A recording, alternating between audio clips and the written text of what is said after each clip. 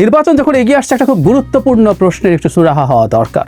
এটা নিয়ে অনেকদিন কথা বলবো ভাবছি, কিন্তু খুবই ইনস্ট্যান্ট ইস্যুকে অ্যাড্রেস করতে করতে কথাগুলো বলা হয়ে ওঠেনি। সেটা হচ্ছে 3 জন ছাত্র উপদেষ্টা, এর মধ্যে 2 জন এখন উপদেষ্টা আছেন, একজন বেরিয়ে এসছেন। জনাব মাহফুজ আলম, জনাব আসিফ মাহমুদ, তারা 2 জনই এখন উপদেষ্টা আছেন। আরেকজন জনাব নাহিদ ইসলাম পদত্যাগ করে এনসিপির প্রধান হয়েছেন। এই 3 ছাত্র উপদেষ্টা কি সামনের যে নির্বাচন, ত্রয়োদশ জাতীয় সংসদ নির্বাচন, তাতে অংশ নিতে পারবেন কিনা, এই উত্তরটা দরকার। এবং নৈতিকভাবে তারা যদি নৈতিকতার দিক থেকে চিন্তা করেন, তারা যদি নৈতিক মানুষ হন, তাদের কোনোভাবেই এই নির্বাচনে অংশগ্রহণ করা উচিত নয়। এবং এটা খানিকটা আইনি দিকও আছে। আমি সেই জায়গায় আসব, কেন এই প্রশ্নটা তুললাম এবং কেন আমি এটাকে নৈতিক এবং আইনি দিকের কথা বললাম, সেই জায়গায় আসি। আমাদের মনে থাকার কথা, এই অন্তর্বর্তীকালীন সরকার ক্ষমতায় আসার পরে তারা নভেম্বর মাসে, এটা সম্ভবত নভেম্বর মাসে তারা একটা অধ্যাদেশ জারি করতে চেয়েছিলেন। কারণ এই যে অন্তর্বর্তীকালীন সরকারটা তৈরি হয়েছে, এটা আমাদের কনস্টিটিউশনের আর্টিকেল 106-কে রেফারেন্স নিয়ে আমাদের আপিল বিভাগ, সেই সময়কার আপিল বিভাগ, শেখ হাসিনার আপিল বিভাগ, তারা এই সরকারটাকে গঠিত হতে পারে বা বৈধতা, এই সরকার বৈধ, এরকম একটা মতামত দিয়েছে। এটা আপিল বিভাগের একটা মতামত দেওয়ার এখতিয়ার, যেটার ভিত্তিতে রাষ্ট্রপতি এই সরকারটা তৈরি করেছেন গেল। কিন্তু এই যে সরকারটা অপারেট করছে, এই অপারেট করার একটা আইনি ভিত্তিও লাগবে। সেজন্যই আসলে তখন এই অধ্যাদেশটা জারি করা হয়েছিল। যেমন ধরুন, বেসিকটা এরকম যে প্রধান উপদেষ্টা যে কনস্টিটিউশনের প্রধান মন্ত্রীর মতো, কিসের ভিত্তিতে আমরা বলবো? অন্য উপদেষ্টারা যে মন্ত্রীর মতো, কিসের ভিত্তিতে বলবো? প্রধান উপদেষ্টার কি কি ক্ষমতা আছে, উপদেষ্টা কারা হতে পারবে, কতজন নেওয়া যেতে পারে, এই যাবতীয় ইস্যুগুলো। কারণ কনস্টিটিউশন প্রধানমন্ত্রীর কথা বলছে, কনস্টিটিউশন মন্ত্রীদের কথা বলছে। সেই মন্ত্রী কারা হবেন, কিভাবে তৈরি হবেন, কিভাবে তাদেরকে সিলেক্ট করতে হবে, সেগুলো সব মন্ত্রীকে নিয়ে বলা আছে। কিন্তু কোনো একটা বিষয় থাকতে হবে, কোনো একটা আইন থাকতে হবে, যেটা বলবে আসলে এরাই ইকুইভ্যালেন্ট টু দ্যাট। এটাই সেই অধ্যাদেশটা। এখন তার আইন তৈরি করা সম্ভব না, কারণ পার্লামেন্ট নেই। ফলে একটা অধ্যাদেশ জারি করার জন্য সম্পূর্ণ অধ্যাদেশ তৈরি হয়ে গিয়েছিল। এবং সবচেয়ে জরুরি কথা, এই কথাটা মনে রাখুন সবাই, আমরা ওই 3 ছাত্র উপদেষ্টার আলোচনা যখন আসব, সেখানে আসব, এটা উপদেষ্টা পরিষদে পাশও হয়েছিল, কিন্তু এটা গেজেট নোটিফিকেশন হয়নি। অর্থাৎ এটা শেষ পর্যন্ত অধ্যাদেশ হওয়ার জন্য রাষ্ট্রপতির সিগনেচার লাগবে এবং সেটা গেজেট করে দিতে হবে। আমি সোফার যতদূর দেখেছি এটা হয়নি। এখন প্রশ্ন আমি এটাও করি, এইটা কেন এখনো অধ্যাদেশ হয়নি? এবং সেটা যদি না হয়ে থাকে, আমি তো টেকনিক্যালি দেখছি এই সরকারের বেশ কিছু জিনিস আদালতে চ্যালেঞ্জ করা যায়। ধরুন, একজন উপদেষ্টা যিনি মন্ত্রীর যে সুযোগ সুবিধা ভোগ করছেন, সেই সুযোগ সুবিধা কেন উনি ভোগ করছেন, এটা কিন্তু কেস করা যায়। কারণ খুব স্বাভাবিকভাবেই এই যে উপদেষ্টা পরিষদ তৈরি হলো, তিনি যে মন্ত্রীর সুযোগ সুবিধা পাবেন, এটা কোথাও না কোথাও লেখা থাকতে হবে, কোনো না কোনো আইনে। আগে আমাদের ত্রয়োদশ সংশোধনী যখন তত্ত্বাবধায়ক সরকার ছিল, তখন সেগুলো ছিল, কিন্তু এখন তো নেই। তাহলে এই জিনিসটা হয়নি কেন? আমি খুব অবাক হই। এবং এই দৃষ্টিকোণ থেকে এই সরকারের বেশ কিছু জিনিস, এই সরকার বৈধ, কেউ কেউ এটাকে অবৈধ সরকার বলেন, এটা বৈধ সরকার। কারণ এরকম একটা সরকার তৈরি হতে পারে বলে আপিল বিভাগের মতামত আছে, ডিবেট আছে।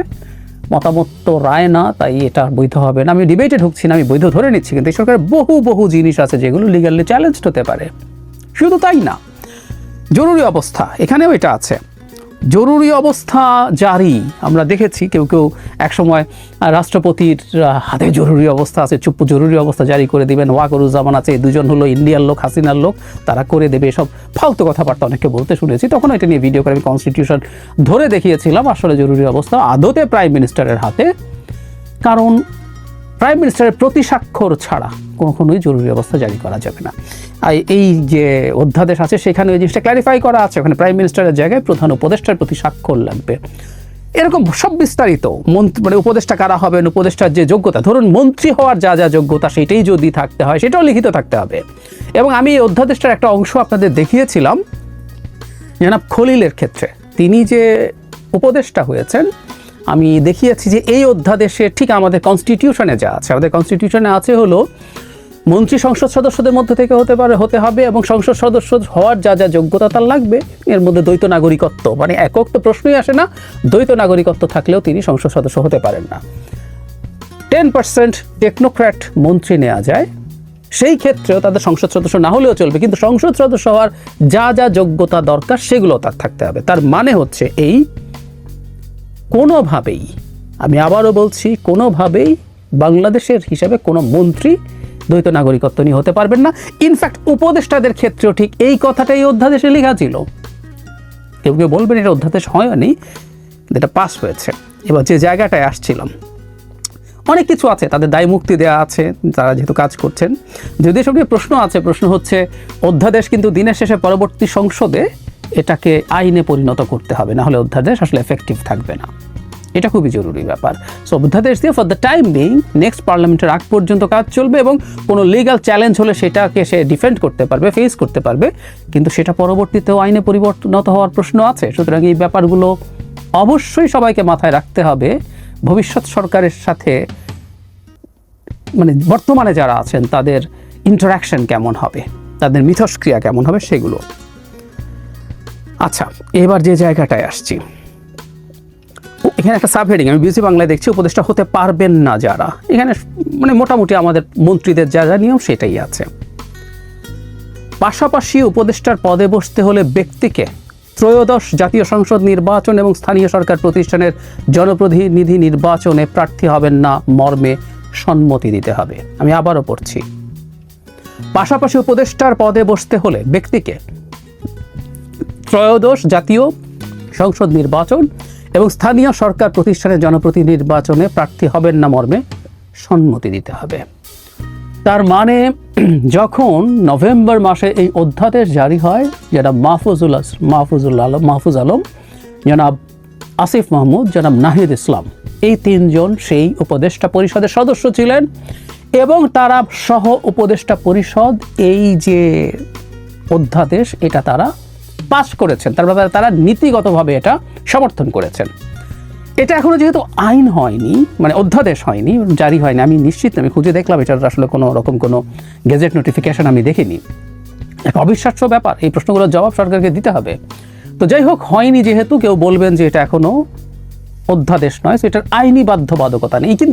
কিন্তু যারা বসে একটা ক্যাবিনেটে বসে ডিসাইড করেছেন, সম্মতি দিয়েছেন, ক্যাবিনেটের সিদ্ধান্তে কেউ যদি মানে ডিবেটও করে, বিরোধিতাও করে, দিনের শেষে যখন এটা সর্বসম্মত সিদ্ধান্ত হয় সেটা প্রত্যেককে ওন করতে হয়। তার মানে 3 ছাত্র উপদেষ্টাও আসলে অ্যাগ্রি করেছেন তারা কখনো ত্রয়োদশ জাতীয় সংসদ নির্বাচন বা লোকাল গভর্নমেন্ট ইলেকশনে, অন্তত এই দফায় যেগুলো হবে সেগুলোতে তারা পার্টিসিপেট করবেন না।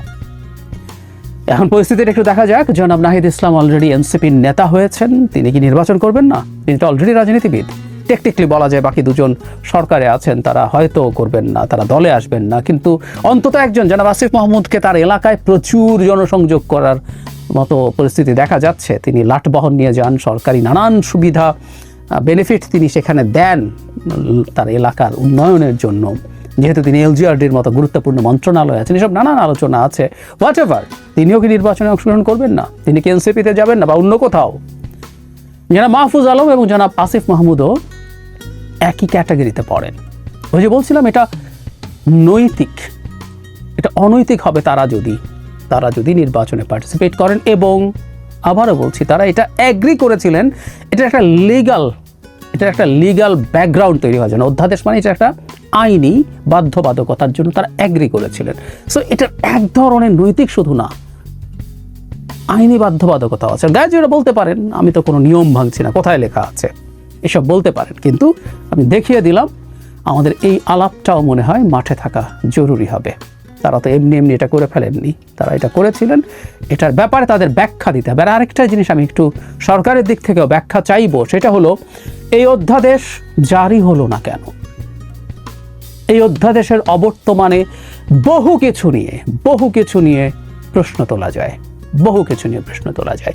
এই যে উপদেষ্টারা বসে মন্ত্রিত্ব করছেন, তাদের আদেশ শোনা যাচ্ছে, আদেশ প্রতিপালিত হচ্ছে, তাদের বেনিফিট হচ্ছে, বা তারা আরও অনেক নিয়োগের ক্ষেত্রে সাইন করছেন, প্রত্যেকটা প্রশ্নবিদ্ধ করা যায়। কারণ আমাদের সংবিধানে, আইনে কোথাও উপদেষ্টা বলে কিছু নাই, প্রধান উপদেষ্টা বলে কিছু নাই। এগুলোর এই লিগ্যাল ব্যাকগ্রাউন্ড ছাড়াই সরকার 10 মাস পার করে দিয়েছে। এটাও সরকারের কোন ধরনের কূটকৌশল আমি নিশ্চিত নই। অধ্যাদেশ কি পরবর্তীতে জারি করতে চান তারা শেষের দিকে গিয়ে? তখন কি এই ছাত্ররা মানে উপদেষ্টারা নির্বাচন করতে পারবেন না, এরকম সম্মতি দিতে হবে, এটা তুলে দেবেন? আমরা খেয়াল রাখবো, এগুলোর অলরেডি ডকুমেন্ট আছে, এই জন্য কথা বলে রাখা দরকার বলে মনে করছি। একটা অন্তর্বর্তীকালীন সরকার, তত্ত্বাবধায়ক সরকার না, কিন্তু এটা একটা নিউট্রাল সরকার হওয়ার কথা ছিল, এর কোনো স্টেক থাকার কথা ছিল। এর কেউ নির্বাচন করা মানে ক্ষমতায় যাওয়ার চেষ্টা করা, আবার কোনোভাবেই সেটা উচিত হয় না, এটা অনৈতিক। এবং এই রকম একটা কাজ এই সরকারের করা উচিত না। এবং অধ্যাদেশ যদি জারি করা হয় তার মধ্যে এই অপশনটা থাকা উচিত হবে, কারণ 3 ছাত্র উপদেষ্টাই জেনে শুনে বুঝে এই সরকারে গেছেন এবং জেনে শুনে বুঝে এই অধ্যাদেশ পাশ করেছেন।